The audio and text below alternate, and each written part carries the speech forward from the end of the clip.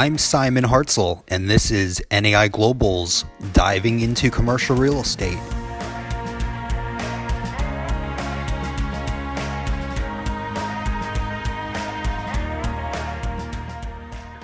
Welcome to another episode of NAI Global's Diving into Commercial Real Estate. We have an exciting episode today from a world-renowned sales coach, mentor, and all around one of the top sales professionals I was fortunate to meet, Anthony Iannarino. Thanks for joining us today. Thanks for having me on, Simon. So, topic today is going to be overcoming objections and dealing with fear during a down market. Talk to me about the idea that kind of spurred this concept within your organization and dealing with professionals. You know, as professional salespeople, what we have to recognize is that normally when you get an objection in normal times where things are okay, and if we've had a nice long run of 10 or 12 years of growth, and when you get an objection and you ask somebody for a meeting or something like that, what they say is not really what they mean. When you get an objection that says something like, can you call me back in 2 months? They don't really want you to call them back in 2 months. That's not what they really want. What they're trying to do is prevent from having to say, Simon, the value proposition for a meeting that you just offered me is not worth my time, so I'm going to say no. But they don't want to say something like that to you because they're trying to give you some positive comment that would allow you to just go away. And what people are trying to do when they give you an objection is, one, end the conversation, and two, do so without making any commitment to anything in the future. That's what they're really trying to do. But they won't say those things to you because you'll end up being argumentative. You'll end up trying to overcome their objection. So they say something positive like, oh, I'd love to see what you guys have to say. Can you email me that? And then I'll reach out to you when we can get together. And it sounds all positive. It's just one way that they get rid of people. But where we are right now, as we're recording this, and I think it's something like April 10th, right? 11th. Okay, so I'm a day behind. So it's the 11th. It goes really fast. And we're still right in what I would call the middle chapters of global pandemic and the coronavirus. And the middle chapters are the part where we're in the fight and we're wholly inadequate to the fight and we're trying to figure it out. And especially where you guys are there in New York, I mean, it's ground zero again. So we're in this different situation. And so the context of the objection is different. So when somebody objects to a meeting right now, they're still masking something, but they're not hiding a fear like, I think that you're going to waste my time. Right now, they're really concerned about the existential threat of how do I make sure that my business survives this? How do I make sure that I'm safe? How do I make sure I have the cash that I need to go into the future? So we're getting a different kind of objection than we normally get. In a normal objection, you're right and you're okay asking again and pushing again for the meeting. But right now, people are in a very different state. So you have to recognize the real fear that they are experiencing right now and the real and present danger for many people, both personally and in their business. So you have to have a different set of rules. And I'm going to pause because I've been monologuing you here on this, but the fact of the matter is, when I see salespeople trying to behave as if it's a normal time and overcoming objections and still doing the right thing, which means always trying to create value for your client. And when people need more help, you should be present for them. You shouldn't withdraw and disappear and hunker down. If you have the ability to help people in good times, then you're even more valuable in bad times. And I know some salespeople don't know that yet, and that's why I continue to say it and write it every time I can. So what got my attention was listening to people make ordinary calls in an extraordinary time. And what I wanted to do in the last couple of weeks is make sure that I give people the best direction for how do you operate in a world like this.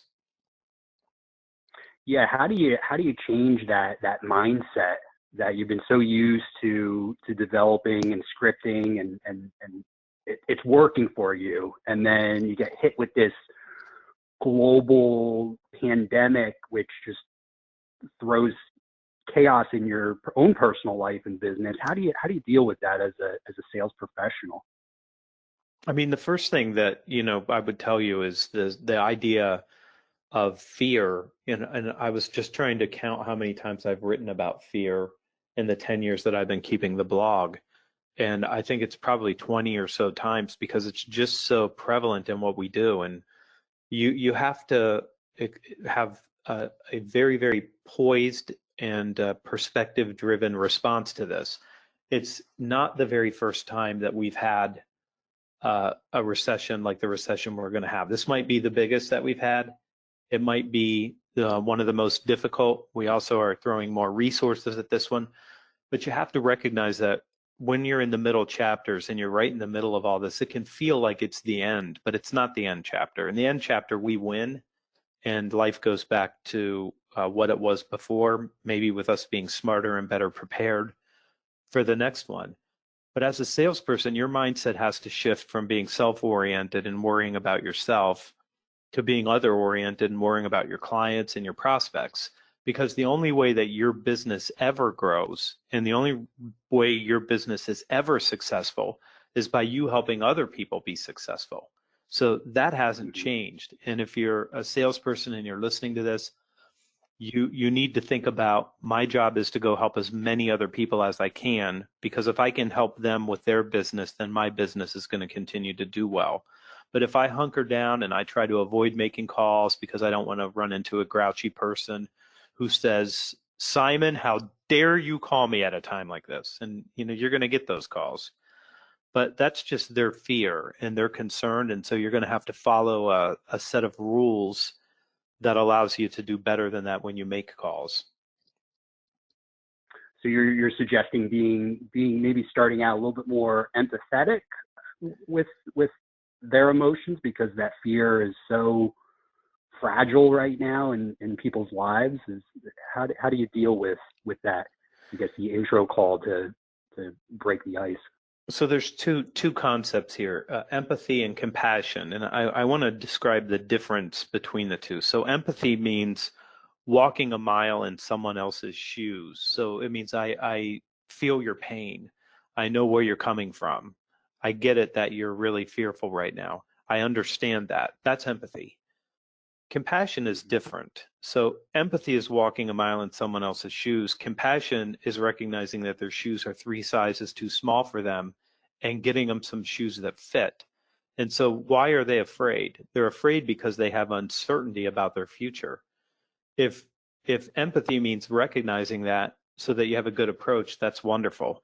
But compassion means I'm responsible and I have a duty to act on your behalf as a trusted advisor, as a consultative salesperson.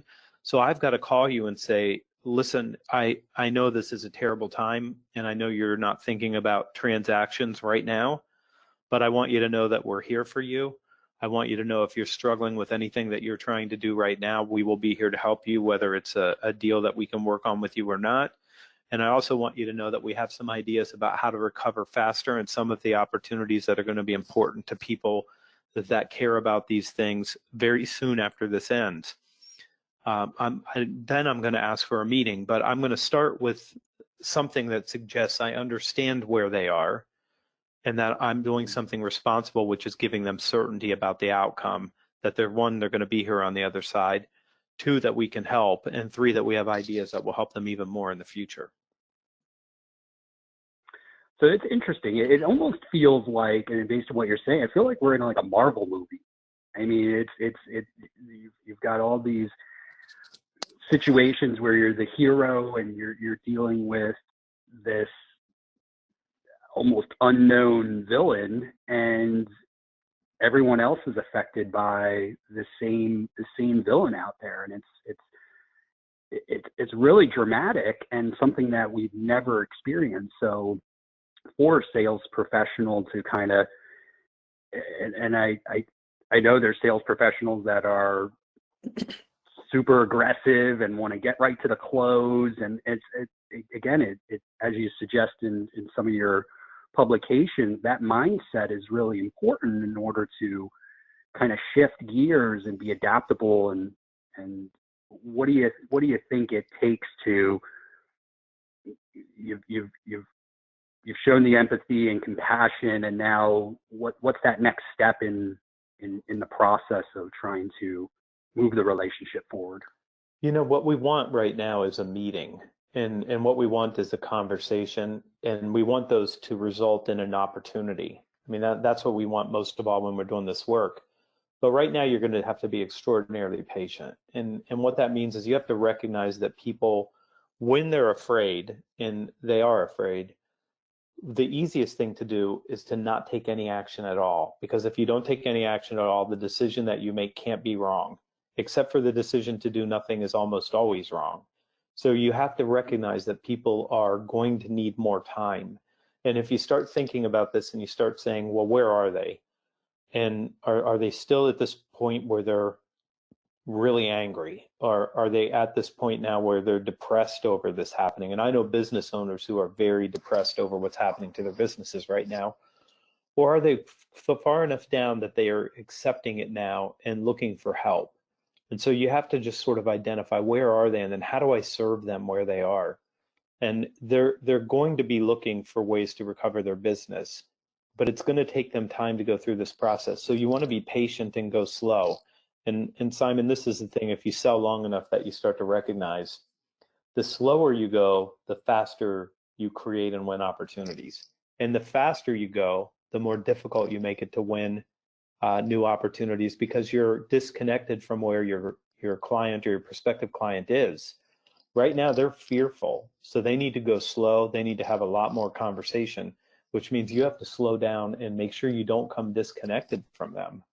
And if you're disconnected and you're way out in front of them, then they're going to put the brakes on and slow things down. So you want to be patient and try to serve them where they are in this process. Do you think you have to be more sensitive to the signals that they're putting out in order to understand where they're at in the process and how fast or slow your patients should move? Yeah, and you know what? If you have a great idea and somebody's faster than you, keep up with them. There's no doubt about it. You have to recognize it, and it's an interesting observation that you made about us being the protagonist and the hero in these stories. And there's a woman named Nancy Duarte who did the slide deck for Al Gore on An Inconvenient Truth, and she does a lot of work in that area. Her books are wonderful. But in one of them, she makes the point that, you know, as the trusted advisor, we're not Luke Skywalker, we're Yoda. We're the one that's actually helping prepare Luke Skywalker. So when you take that position and say, I'm here to teach them what they don't know, to offer them ideas that they haven't considered, to share with them the way that they need to grow to come out successfully on the other side of this conflict, you know, then you're going to have to be patient and recognize, what do they need? What do they need to be able to do this? Because you're the one that's going to enable them to go and make the deals that they need that are going to put them in a better position on the other side of this. Yeah, that's a great reference, because I do recall from Star Wars that Luke was so impatient, and Yoda was trying to encourage him, like, slow down and take your time. And that's such a life lesson to realize. And I think and I'm guilty of it myself. It's just like, you want to move the relationship to the next step, but the other side isn't ready to go to the next step. It's Yoda, it's Mr. Miyagi and the Karate Kid, it's every sports movie that you've ever seen, right? This person doesn't have the discipline, and they're trying to go too fast, and they have to slow down and do the work. Slow down and do the work. So you get to the point where all right, you've been empathetic and patient. Where do you go from there? You talk about the meeting, so how do you kind of move things in that direction? You have to think about the future. And I would tell you, if you tell somebody, like, we're going to take a lot of cash and move your cash into these investment opportunities right now, you're going to have a tough time, because they're thinking, I got to hold on to this cash right now. You know, I don't know what's going to happen or how long this is going to go. And I might have people that are tenants that go under, and I need to make sure that I'm going to be safe. So you have to start talking about what the future might look like. and you're going to try to always control the process. I've written 3 books. The second book's called The Lost Art of Closing, and that book is really about controlling the process and helping your client do the right thing rather than trying to jump ahead of you or skipping the conversations that they need to have. So you want to get future oriented and say, listen, even if there's nothing that we should be doing together right now, I want to make sure that we have a conversation about what's going to be important to you on the other side of this, and continue to share some ideas and some resources we've put in place to help you turn your business around or get right back to growing if that's what you want to do after we get through this. I'm going to continue to tell them after we get through this. Now, when are we going to be through this? I don't know, but it's not going to be today or tomorrow. And it's probably not going to be after May. I think after May, the economy is going to be turned back on. And I can't imagine the United States government trying to hand out, a $500 billion to small businesses so that they can keep people on payroll and then not let people go back and get on payroll, because that seems to be defying the logic here. But there's going to be a hangover for this for some time. And people are going to need help sorting that out. So you want to get future oriented and start sharing ideas and telling people you're putting resources in place to help them at the other side of this thing. Your opportunity is going to come in a few weeks or months, but it's probably not going to come in the next 24 hours, only because people are so hunkered down.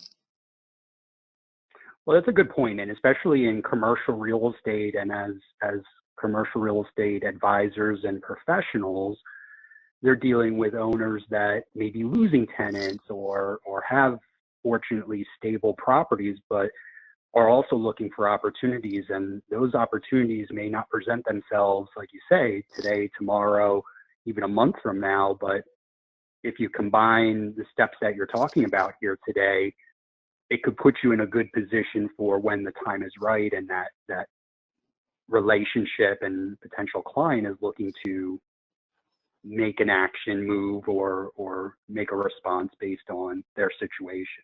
Right. And they are going to move again on the other side. And people who are highly leveraged right now and who have tenants that are going to default on them, there's going to be opportunities on the other side of this in real estate. There always is after a shaking out like this, isn't there? Oh, absolutely. Yeah, there's going to be big opportunities on the other side. There always is. It never fails. We've seen it. Yeah, historically, you go back and it presents itself after every blip, recession, and anything that's going to kind of add change to the market and disrupt the market. There's potential for opportunity. So how do you put things in perspective to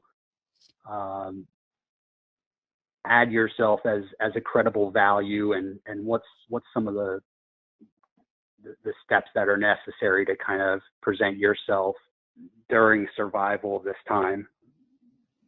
I mean, you always want to position yourself as a trusted advisor and as being consultative. And it's very interesting because I get so many different definitions of consultative when I ask people what they think it means. But basically it comes down to people saying something that sounds like not high pressure, asking really good questions. Okay, well that's all true. It's not really what consultative means. Consultative means I know more about this than you do. My experience is greater than your experience. My situational knowledge, having done 272 deals to the 2 deals that you've done, gives me the right to share with you what the right next move should be. And so you want to always have a relationship where you're the trusted advisor because you do your homework. You know what's available in your market. You know what good deals look like. You know where people are making mistakes and where there's going to be opportunities in the future because you're paying attention and you're studying your business. So you need a value proposition that says, I have the ability to help you, one, survive. So survival is what everybody's most concerned about as a business owner right now. How do we survive this? After we get through survival, on the other side of that, it's going to be how do we grow and recapture the revenue that we lost or find the deals that are going to make us even stronger in the future. But you need a decent theory about what people want and what they're going to want at the end of this. And if this isn't your first recession, then you've already done this. If you did this in 08, 09, then you have a good experience base to operate from, because what's going to happen on the other side is going to be very much like this, minus, of course, this huge variable that when the Fed and Congress pumps, what right now is $6 trillion and maybe $12 trillion, we're not really sure what interest rates might look like in the future, but when they start having to burn some of this money, it might get difficult for people. So, that's the kind of stuff people have to pay attention to, and you need a strong value prop for a meeting that says, I can help you and I have the insights to do that. Well, one thing that really resonated from our time today, and really appreciate you taking the time here, was realizing how valuable you are as a professional and call it a consultant, because of the experience you have. So you can help not overcome their fears, but help navigate their fears and elevate them through that time to make yourself, obviously, is understanding that you're more valuable than you may think you are. And it's kind of looking, as a sales professional, looking at within yourself and understanding, like, yeah, I got this. I've done 90 deals, or I've done 100 deals in my career, and I know I've got a lot of value I can bring to the person that's on the other end of this phone call. Yeah, and that's it. I mean, you are Yoda. You've got a stronger grasp of the force, if we're sticking with this metaphor. But it's true, and I never tire of telling and explaining to salespeople, if I sell something 2,000 times and you buy it twice, which one of us should know more? I mean, I have to know more. I've had way more experiences doing it. And when you start leaning on those experiences, and if you were to just make a list of the 10 mistakes that investors are going to make coming out of this recession, you have a really good conversation starter right there to say, here's what we see people do that will be mistakes in the future, and here's what the prudent and yet aggressive people who succeed do at the same time. And if you have this experience, you could make that list and have a very good value proposition for a meeting, even if it doesn't turn into opportunities for the next couple of months. I think that's a great next step or for our listeners to take the time to have a little self-reflection and understanding the value proposition you bring to the table. So I have one final question, and maybe the most important of this podcast today. You're sheltered in place. Are you a big foodie, or coming up with a new dish of food there at home that that you guys are enjoying?